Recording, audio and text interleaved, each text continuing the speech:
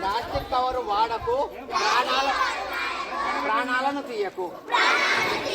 Plastic cover వాడకు, plastic cover వాడకు. గట్టిగా బిల్డింగ్ అంతా వినపడాలా. ప్లాస్టిక్ కవర్ వాడకు, ప్లాస్టిక్ కవర్ వాడకు. ప్లాస్టిక్ ని తగ్గిద్దాం.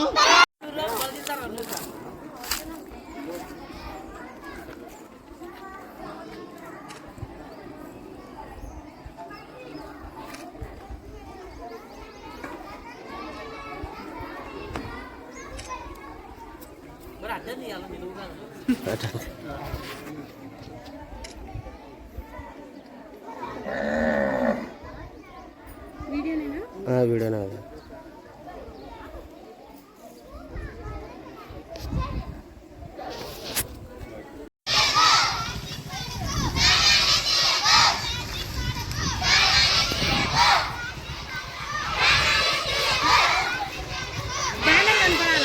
కలవచ్చండి.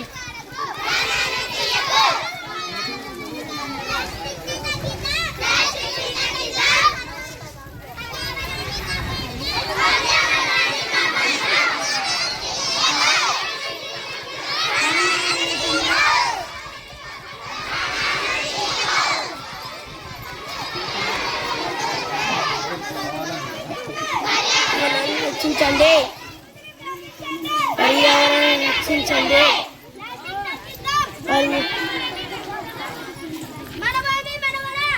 చెట్టుల్లోనే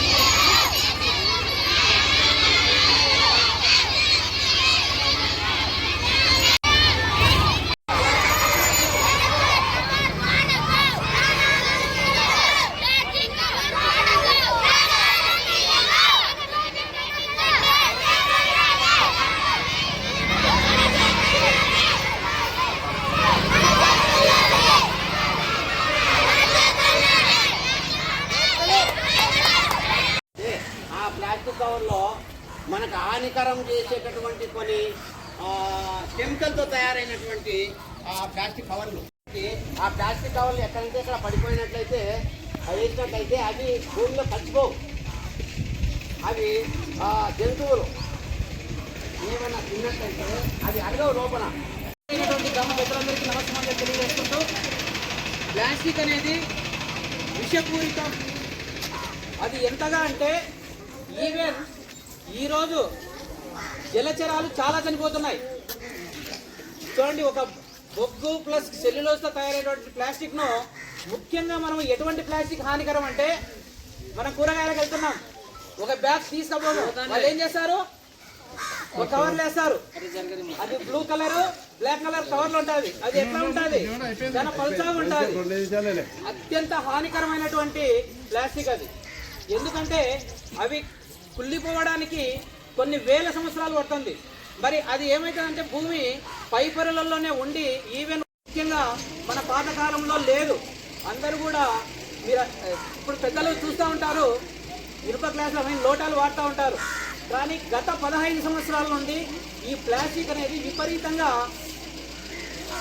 వాడుకలోకి వచ్చింది. మరి ఈ వాడుకలోకి వచ్చిన తర్వాత అప్పట్లో ప్రయోజనాలు ఉండొచ్చేమో, కానీ రాను రాను పూర్తిగా దానివల్ల నష్టాలు అనేటివి చాలా ఎక్కువగా ఉన్నాయి. ఈరోజు జీవులు, ముఖ్యంగా మూగ జీవులు ఎక్కడంటే అక్కడ ప్లాస్టిక్ తింటూ ఉన్నాయి, చనిపోతున్నాయి. వాటిని పోస్ట్ మార్టం చేసే లోపల ప్లాస్టిక్ కవర్లు తప్ప ఏమీ కనబడడం లేదు. కాబట్టి మనం ఏం చేస్తున్నామంటే, మనం వాడే ప్లాస్టిక్ అంటే అన్నీ తెలిసినటువంటి, అన్నీ వచ్చినటువంటి, ఒక తెలివిగలటువంటి మానవుడు వాడేటువంటి ప్లాస్టిక్ వల్ల మూగజీవాలు దెబ్బతింటున్నాయి. ఈరోజు మూగజీవాలే కాదు, జలచరాలు కూడా చాలా చనిపోతున్నాయి.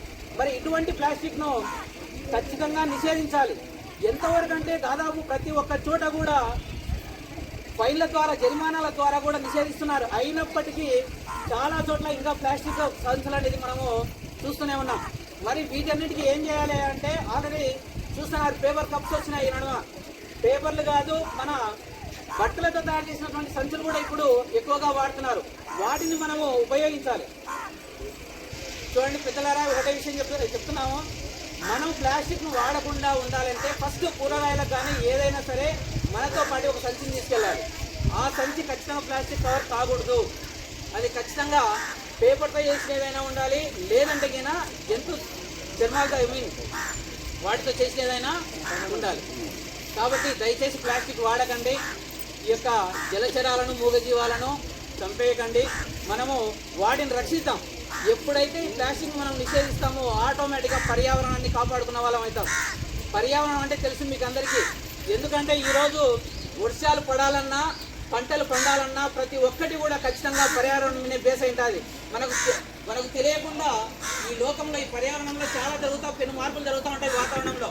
వాటన్నింటికీ కూడా ప్లాస్టిక్ అనేది ఒక పెద్ద అవరోధంగా నిలుస్తూ ఉంది. కాబట్టి ఖచ్చితంగా ప్లాస్టిక్ను మనము వాడవద్దు. థ్యాంక్ యూ సార్ ఈ అవకాశం.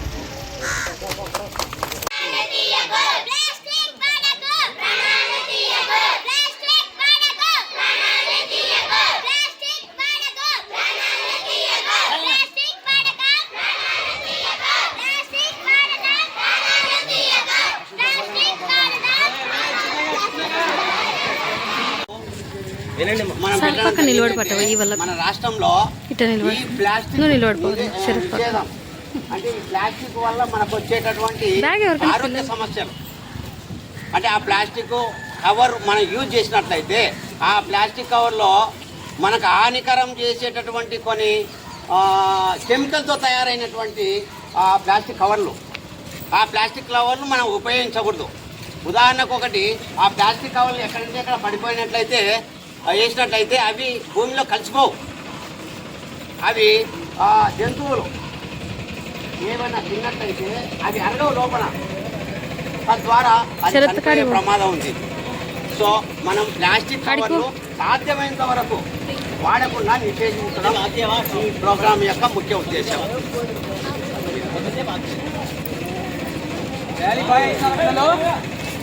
ఎందుకు వేసాం ఈరోజు ర్యాలీ?